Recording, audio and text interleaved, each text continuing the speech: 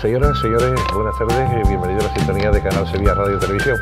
Hoy tenemos una invitada excepcional porque va a hablar de cosas distintas a las que solemos hacer. Normalmente hablamos de la biografía, de qué es lo que hacen, qué es lo que no hacen o cómo han terminado su vida laboral. Pero en este caso vamos a hablar de neurofisioterapéutica. Entonces es un elemento que nos va a traer nuestra querida amiga Montserrat Altemir, que es escritora, que es periodista radiofónica y que además de eso es una persona comprometida, además de escritora. Montserrat, buenas tardes. Hola, buenas tardes. ¿A qué se dedica tu actividad concretamente? Bueno, yo soy fisioterapeuta, pero especializada en neurología, es decir, neurofisioterapia.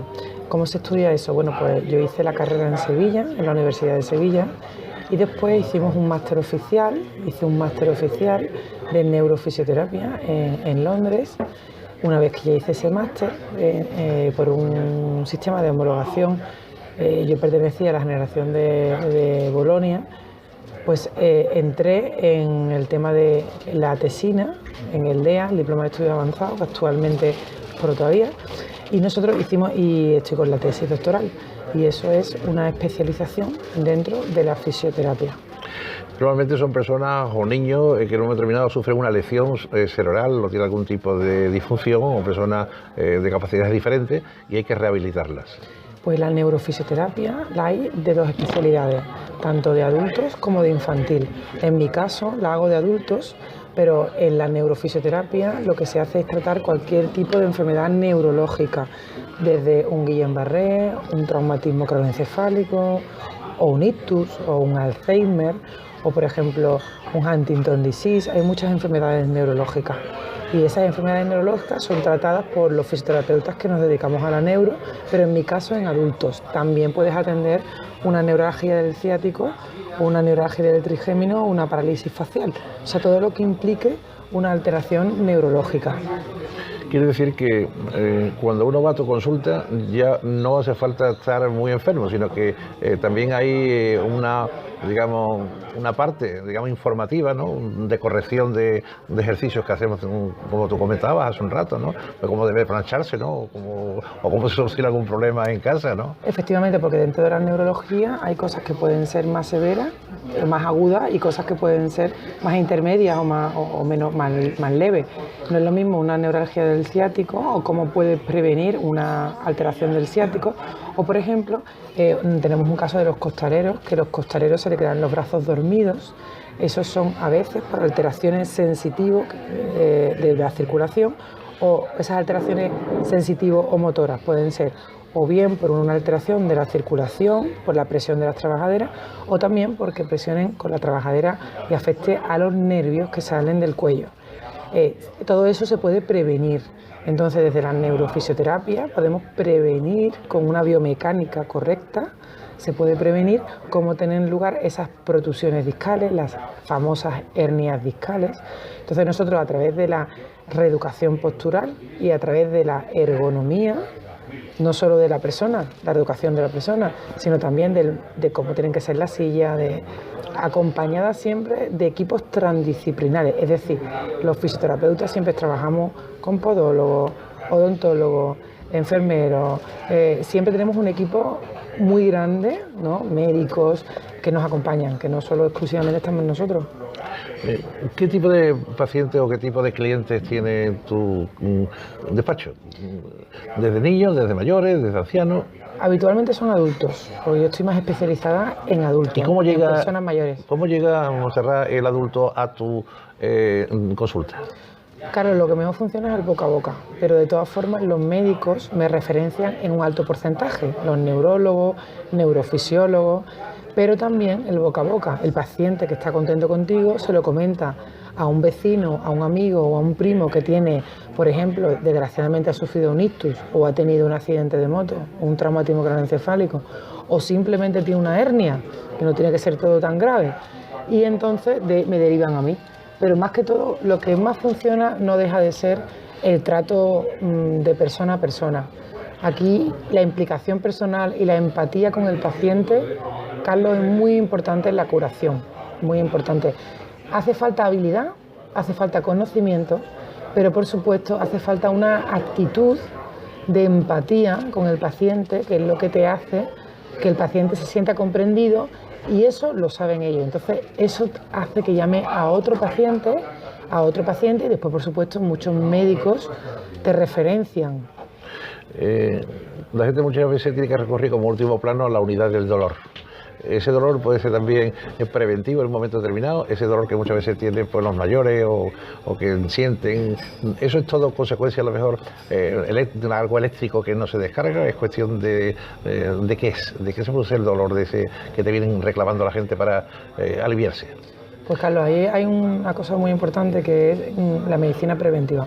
La medicina preventiva hoy en día es una realidad, hay mucha más medicina preventiva que curativa, y si las cosas se hacen a tiempo, no tienen por qué llegar a esos extremos. Efectivamente, por ejemplo, si eres una persona que no trabaja las lumbares, que tiene mucha rigidez en el sacro, que tienes un abdomen muy poco fuerte, eres más propensa a tener una neuralgia del ciático. O si eres una persona que tienes problemas de cuello, de rigidez de cuello, o que tienes los discos intervertebrales muy desgastados, tienes más problemas de hormigueo en los brazos, por ejemplo. Entonces, claro que eso se puede prevenir. Hoy, gracias a Dios, la educación es mucho mayor y entonces desde muy jóvenes empezamos a estudiar la postura, hay más conocimiento y el conocimiento siempre es lo que te ayuda a prevenir. Claro que hoy en día no tenemos por qué llegar a la enfermedad, podemos prevenir siempre los problemas. ¿Cuáles son los traumas o las lesiones o los comportamientos que tienes que corregir tú normalmente? ¿Cuáles son? ¿Dolores de espalda, dolores de cintura, dolores de cabeza, articulaciones en los miembros inferiores, los superiores? Mira, en los pacientes hemipléjicos, que vienen muchos pacientes que tienen ictus, es muy frecuente tener, el hemicuerpo está afectado, un síntoma que se llama espasticidad. ¿Qué es espasticidad? Pues eso es una rigidez incontrolada, que por ejemplo se les flexiona el brazo, se cierran las manos, se giran y no pueden moverla bien, incluso no pueden limpiarla, o las piernas. Y ahí intentamos reducir esa espasticidad. Hacemos unos ejercicios que llamamos, Carlos, de desensibilización, porque están hiperreflexicos, están muy exacerbados los síntomas, intentamos reducir esos síntomas. En el caso, por ejemplo, de un traumatismo craneoencefálico, dependiendo de la área cerebral que esté afectada, en muchos casos intentamos, por ejemplo, que vuelva a caminar. Son muchos pacientes que a lo mejor le ha afectado la biomecánica. Y en otros pacientes, trabajando con el logopeda, en colaboración, el logopeda les recupera el habla y nosotros les recuperamos una cosa que se llama la memoria del movimiento, la memoria cinestésica, porque el cerebro tiene como unos archivos que guardan la memoria del movimiento que se pierden. Y así te diría, en un Guillain-Barré, dependiendo del momento de la enfermedad, pues tienes que volver a sensibilizar, a recuperar el movimiento y simplemente a lo mejor, como te digo, en una cosa leve como una lumbalgia o un mareo del cuello, lo que trata es la musculatura del cuello y todo lo que es una técnica que nosotros le llamamos neurodinámica, que elongamos todo lo que son las estructuras colaterales a los nervios y a la musculatura para descomprimir los nervios. Así que diríamos que dependiendo del enfermo, dependiendo de la patología, se valora, se diagnostica, se plantea un tratamiento y nosotros tenemos una caja de herramientas donde dentro de esa caja de herramientas tenemos muchas técnicas. Pues imagina, tenemos los vendajes, tenemos una técnica muy conocida en neurología que es Bovard, tenemos otra técnica que es Boita, tenemos Cava, puedes utilizar Poyet, puedes hacer craneal, sacro, acupuntura y esa caja de herramientas es muy grande. Entonces, un buen neurofisioterapeuta tiene que tener conocimientos, para eso hay máster especializados en eso, donde sacas las herramientas que necesitas según el enfermo y según qué patología. Quiere decir que hay un área, por ejemplo, que puede venir del área de los accidentes de circulación, puede venir un área que puede venir de accidentes laborales y otro que son del día a día, ¿no? del desgaste humano, que en un momento determinado se produce ya a cierta edad y que después de que ese organismo haya estado funcionando mucho tiempo, que ese esqueleto, pues las bolsas sinoviales en un momento determinado se vienen a menos, la fricción es máxima y todo eso conlleva también dolor y volver a reeducarse, ¿no? ¿Hasta qué punto también el Alzheimer está cerca de vosotros? Me refiero a ese descontrol o ese Parkinson no determinado que también se descontrola con movimientos, digamos, anacrónicos dentro del cuando está con un paciente de ellos, ¿no? De hecho, nosotros los fisioterapeutas siempre reeducamos a través del movimiento y siempre decimos que nosotros no entramos dentro del sistema nervioso central, pero a través de los miembros superiores y de los miembros inferiores podemos llegar dentro del cerebro. Entonces nosotros lo que hacemos es, a través de nuestras herramientas, si por ejemplo un paciente de Parkinson tiene una alteración de la movilidad o ellos tienen un síntoma a veces que se llama rueda dentada. Es como si fuera una rueda dentada que está oxidada o que tiene un movimiento como de navaja, más bien como dentada. Entonces ese tipo de movimiento, al igual que otros síntomas en otros pacientes neurológicos como es el clonus, que es que le salta la pierna, o como he mencionado anteriormente, la espasticidad, nosotros tratamos ese tipo de síntomas. En el Parkinson, en el Alzheimer, en determinadas demencias, el movimiento es vida. Entonces, educar a través del movimiento también es recuperar el nivel de alerta. Como hemos utilizado esta metáfora en ocasiones anteriores, el ser humano es como si fuera una muñequita que cuando se tumba cierra los ojos y cuando se sienta abre los ojos. Entonces, los pacientes cuando están de pie y cuando se mueven, suben su nivel de alerta y tienen mucha más capacidad de recibir su información cognitiva.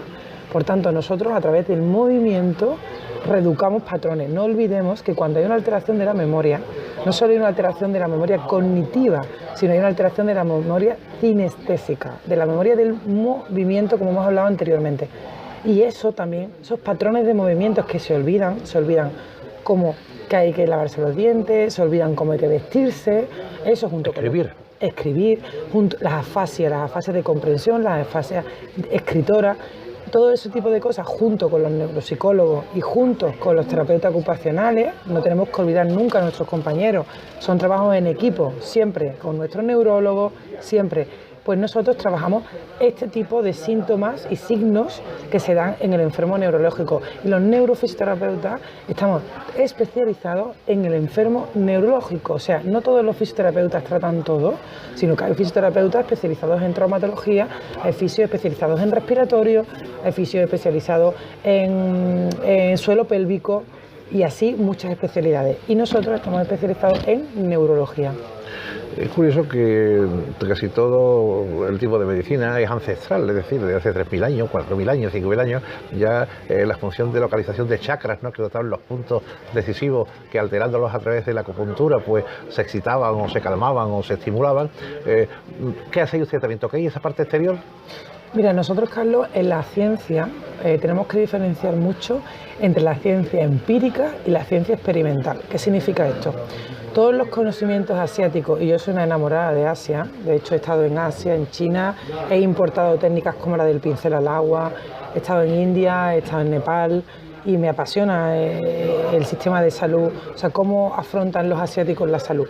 Pero no debemos de dividir, de mezclar los conocimientos empíricos de los conocimientos experimentales. ¿Qué significa? Nosotros en Occidente tenemos conocimientos experimentales basados en la ciencia, que tienen una fiabilidad por un porcentaje que son significativos, hay una evidencia científica. Por otra parte, los conocimientos empíricos de otras ciencias, como por ejemplo tú me estás hablando de los chakras o puedes hablar del Reiki, son ciencias empíricas, son conocimientos empíricos que no están basados en la ciencia experimental. Es decir, los fisioterapeutas, que nosotros tenemos un nivel académico homologado por el Ministerio de Educación y que está regulado por la ciencia, tenemos que basar nuestros conocimientos en lo experimental y en lo que está científicamente probado. Lo reglado. Lo reglado. Ahora, eso no significa que la homeopatía... que aprendamos muchas cosas de homeopatía y de acupuntura ya están experimentalmente demostradas. Ya no solo están en el mundo de lo empírico, sino que han pasado al experimental. En la medicina convencional está ya la acupuntura. Efectivamente, porque ya se ha exportado. Antiguamente era empírico, pero ahora es experimental. Pero para mí me parece interesantísimo aprender de todo, pero creo que es muy, muy importante y que en esa caja de herramientas tengamos todo, pero es muy importante que el neurofisioterapeuta sepa diferenciar muy bien entre el conocimiento basado en la evidencia, el conocimiento de excelencia y el conocimiento empírico. No mezclemos conocimientos, pero sí es necesario conocer todo, porque el cuerpo es holístico, Carlos. El cuerpo es un todo y lo mental está conectado con los órganos, con la respiración, con lo físico y con la tierra. Nosotros somos seres de luz, de agua, de aire. No, a un paciente de ictus le afecta la presión atmosférica. Te aseguro que nuestros pacientes me avisan cómo va a estar el tiempo según sus dolores. Sabemos todos que una persona te dice, me duele la rodilla, va a llover. ¿no? Igual te dice, me duele la cabeza. ¿Por qué? Porque ha cambiado la luna.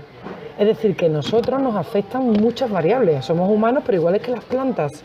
A una planta que es de luz, la pones a la sombra, no le das agua y no la riegas, pues el ser humano es igual. Nos afecta la alimentación, muchísimo. La alimentación neurológica es fundamental, que es otro tema fundamental. Nos afecta el sueño. Nos afecta todo lo que sea cognitivo, ¿no? Nos afectan las emociones. Entonces, no se puede el cuerpo humano disociarlo, es un todo. Y el neurofisioterapeuta vemos como un todo nuestra salud, lo que sí, ser muy serios y profesionales y no darle el valor científico a lo que lo tiene. Por supuesto, escuchar todo, Carlos, porque de todo se aprende, de todo se aprende. Cuando yo estaba en China, en Shanghái, y a todos los países que he ido siempre he intentado ir a lo que allí se llaman fisioterapeutas, porque en cada país tiene un nombre, ¿no? Y siempre he intentado aprender de ellos. Me da igual si es una persona con un tipo de homologación o otro, pero aprender de ellos. Pero, ya te digo, poniéndole a cada uno su lugar. Cuando uno está en ese mundo de tanto trabajo y tanta tensión, estamos hablando de la ergonomía, ¿no? La ergonomía es la forma de situarse en el trabajo, es decir, hay nuevos trabajos, hay nuevas profesiones y, por ejemplo, los que están todo el día como administrativos y delante de una pantalla, pues tienen dos problemas. Uno que es la ergonomía de sentarse, si no se sientan bien, van a tener problemas lumbares, y después un problema de luz, que están recibiendo la luz continuamente de la reflexión directa de la pantalla, ¿no? Todo eso también son consejos que dais vosotros. Sí, los fisioterapeutas en general hablamos mucho, como hablaba, de la biomecánica y de la ergonomía. Tenemos muchas técnicas de reeducación postural. Y ahí decimos cómo hay que sentarse, cómo hay que colocar el ordenador, asesoramos cómo tiene que ser el mobiliario. A veces trabajamos en conjunto con arquitectos de mobiliario o con diseñadores, porque tienen que tener el asesoramiento de cuáles son las posturas correctas. Y eso siempre está muy conectado. Vamos a pasar la página de tu profesión y vamos a irnos a la página de escritora. ¿Cómo te da por escribir, Montserrat? Pues este libro nace de mi profesión, de la neurofisioterapia. Y este libro, que está aquí, se llama El segundo que cambió mi vida, que tuvimos la suerte de estar viéndolo y viendo la presentación, exquisita, porque no pudo ser más agradable, en el Ateneo de Sevilla, hace poco. Pues esto nace fruto de la profesión y es como consecuencia de que en la clínica pues hemos estado viendo pacientes más de 20 años y esos pacientes en un programa de radio que tengo los jueves de 5 a 6 en 95.1 FM, pues ahí hablamos todos los jueves de Fisioterapia Responde y entrevistábamos a un paciente de la consulta, un paciente que ha tenido un daño cerebral, un paciente que tiene ELA, hemos tenido pacientes de oncología. Todos esos casos están en este CD, el libro tiene un CD dentro, donde están almacenados esos casos, y cada capítulo, junto con mi compañero Ángel García, que es el misionero de Perú, que él tenía experiencia en las cárceles y también tenía un gran conocimiento del dolor. Ahí tuvimos una conexión espiritual, porque la fisioterapia neurológica te hace empatizar mucho con la enfermedad y con el dolor. Y eso me inspiró a querer contar todas esas personas maravillosas que he visto en mi vida, que luchan todos los días, ¿no? Y como un homenaje a ellos. Y Ángel en las cárceles. Entonces éramos tertulianos, y ahí surge la idea, o sea, que este libro es un libro de neurofisioterapia, de hecho así lo cuento, que habla de las historias, de 25 capítulos de historias reales de pacientes. Es decir, que el otro día cuando visité la presentación que la tenía, dijiste, este libro no es mío, yo le pongo lo que es la textura ahora de la escritura, pero eso es real, es decir, yo lo que no novelo, sino que es una auténtica realidad lo que ocurre en cada relato de los que hago allí, ¿no? ¿Cuáles son los que más te han apasionado? Pues nosotros hemos cronificado efectivamente los programas de radio y hemos puesto seudónimos, digo nosotros porque siempre hablo de mi compañero Ángel y yo, hemos puesto seudónimos de las personas para respetar su intimidad, aunque teníamos autorización, porque igual no poníamos lo que ellos querían expresar con sus palabras. Entonces nosotros hemos cronificado y para no cometer errores hemos preferido poner seudónimos. Y en este libro, con este tipo de pacientes, en realidad me quedo, Carlos, con sentimientos más que con personas, ¿no? Te diría que han pasado personas maravillosas, maravillosas, que me parece muy injusto que pueda nombrar a uno y no nombrar a otro. Pero hay frases y sentimientos maravillosos, como el sentimiento de Eva que te dice que la vida le ha dado unas cartas, pero que tú después tienes que aprender a jugar con esas cartas, que ella ha nacido con menos cartas por su discapacidad o por su...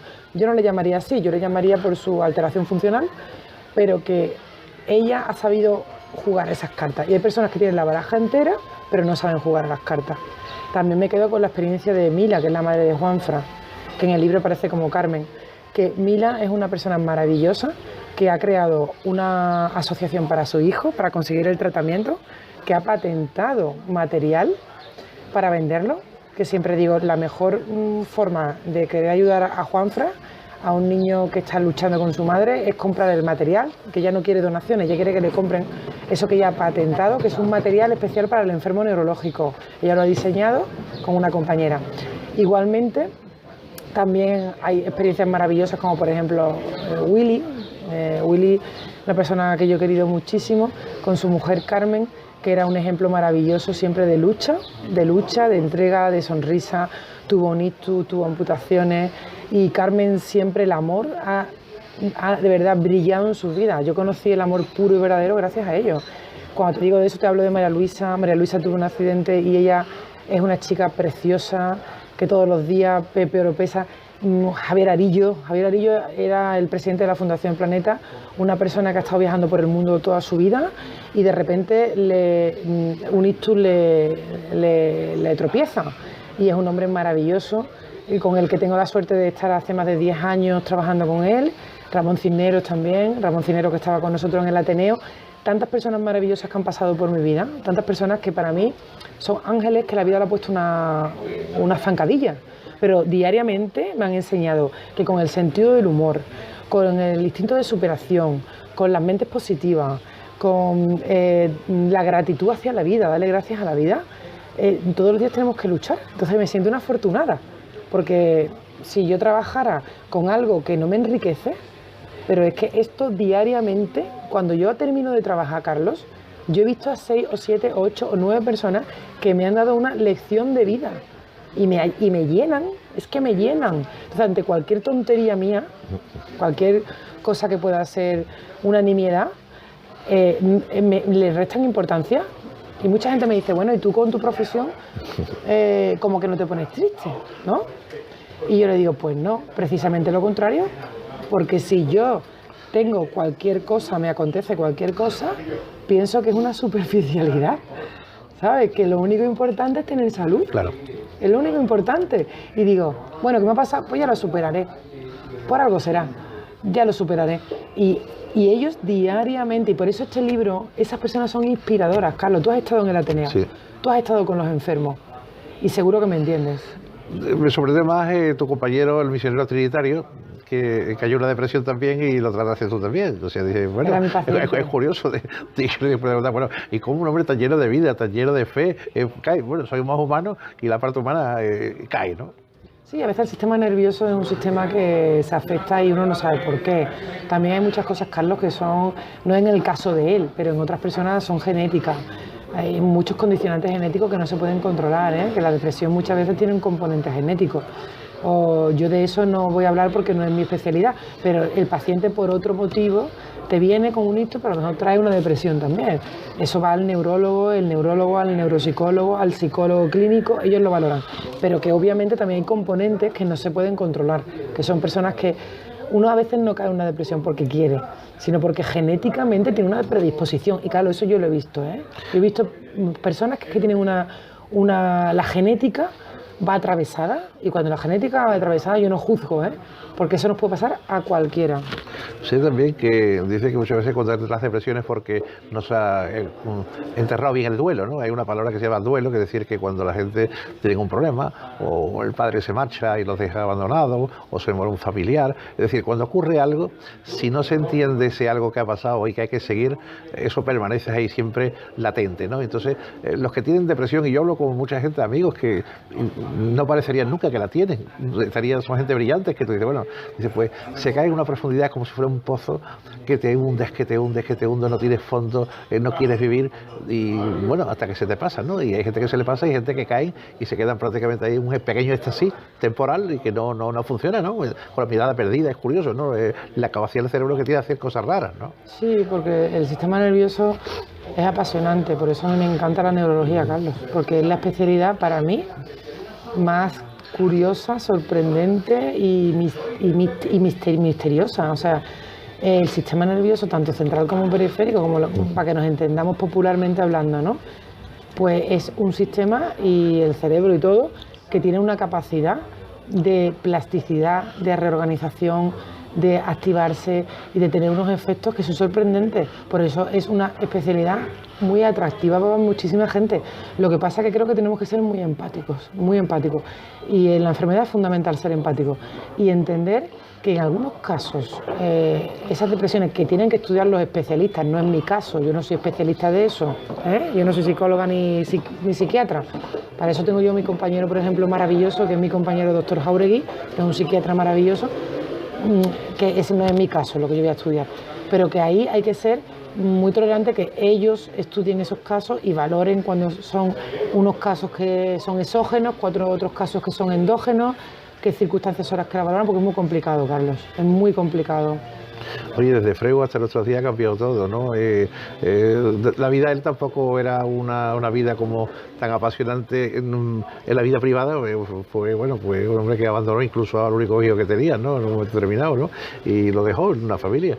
Y él, sin embargo, seguía con su trayectoria y con su vida y con su forma de entenderla, ¿no? Además, llegando, bueno, a una de las cosas más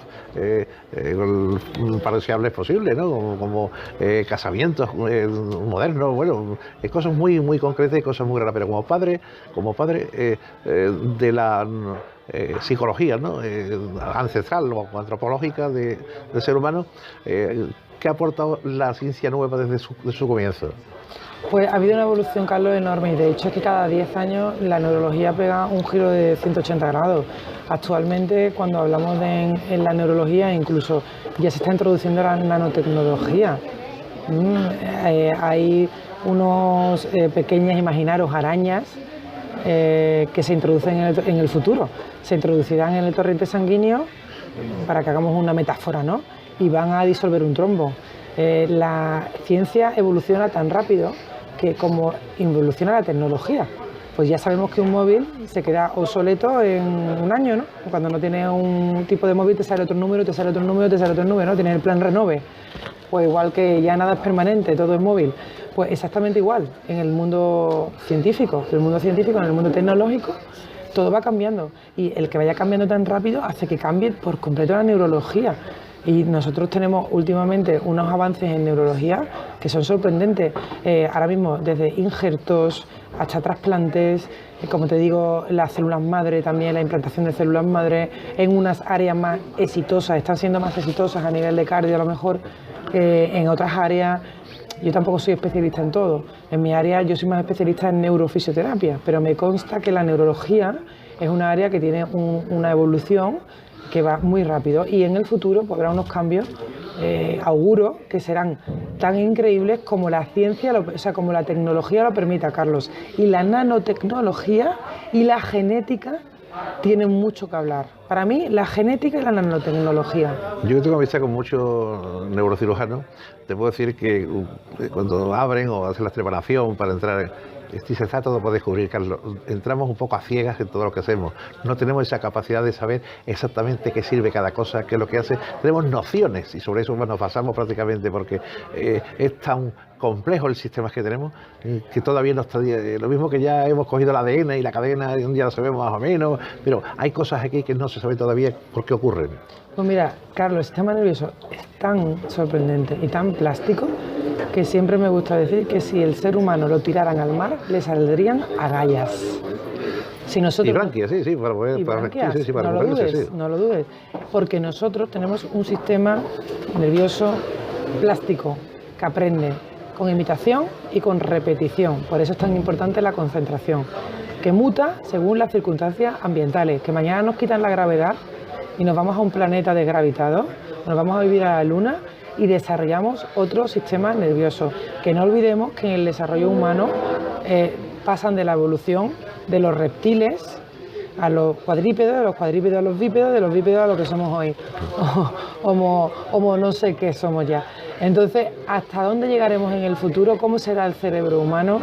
Dependerá de las circunstancias, de la tecnología. Ya se está hablando muchísimo del ser ciberhumano, ¿no? Se va a insertar dentro del cerebro humano pues dispositivos tecnológicos que son los que van a permitir desarrollar los sentidos. Por ejemplo, nosotros los humanos tenemos 5 sentidos, que no hace falta mencionarlo porque son obvios, pero nosotros no tenemos el sentido de una paloma que es capaz, bueno, pues en el futuro a lo mejor te puedes insertar, de hecho ya se ha hecho, un sensor del norte, que ya se ha hecho en un programa de televisión, de hecho, que te puede ayudar a decir, a través de una vibración, dónde está el norte en cada momento. Ya ha habido humanos que se han puesto antenas para que los sonidos se conviertan en colores, para que tengan otro tipo de receptores. Y el otro día, curiosamente, que ahora lo hizo Monse, estuvimos el otro día en Voces de Sevilla, un premio que se hace a nivel internacional, donde viene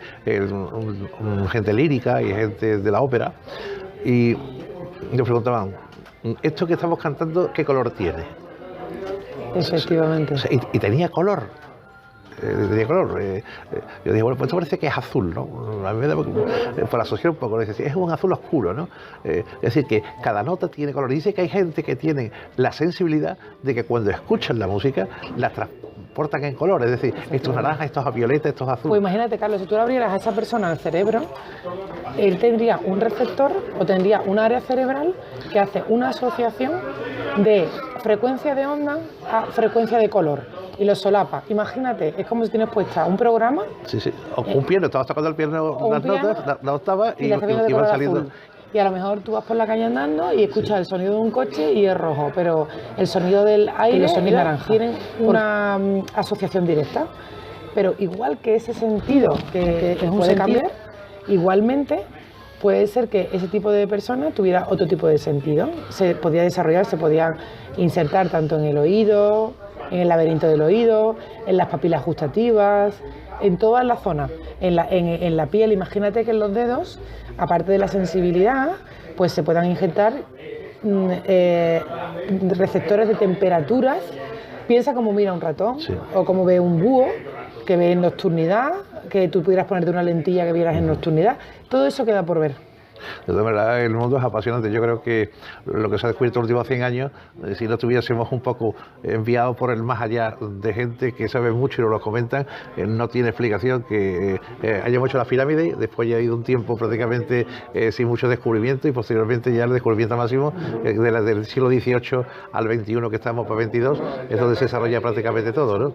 Efectivamente, bueno, queda mucho por descubrir, muchísimo, y como te digo, la mente humana no deja de evolucionar. Y aseguro que posiblemente nos quedan...